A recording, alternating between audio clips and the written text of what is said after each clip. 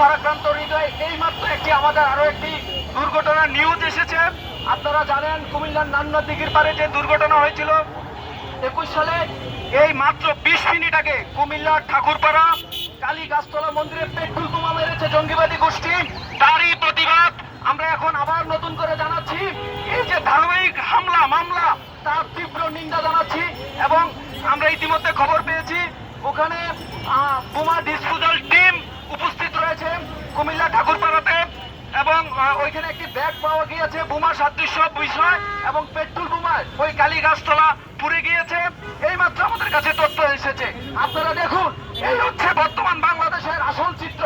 আমরা একটির প্রতিবাদ করতে না করতেই আরো একটি দুর্ঘটনা এসে হাজির হয় আমাদের সামনে।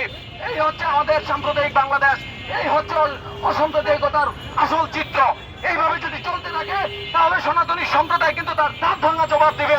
আমরা এই কুমিল্লার ঘটনার তীব্র নিন্দা ও প্রতিবাদ জানাচ্ছি, এবং অনতিবিলম্বে প্রশাসনকে অনুরোধ করব, এই কুমিল্লা যারা কিছুক্ষণ আগে এই পেট্রোল বোমার হামলা চালিয়েছে তাদেরকে অনতিবিলম্বে গ্রেফতার এবং তাদেরকে আইনের আওতায় এনে দৃষ্টান্তমূলক শাস্তি যেন ব্যবস্থা করে।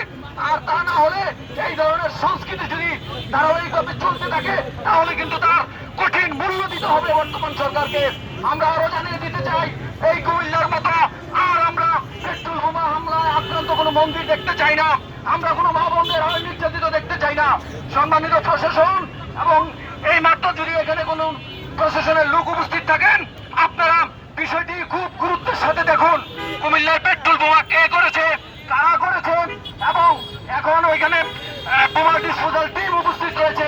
আপনারা যোগাযোগ করুন এবং তৎপরতার সহিত তার উদ্ঘাটন করুন।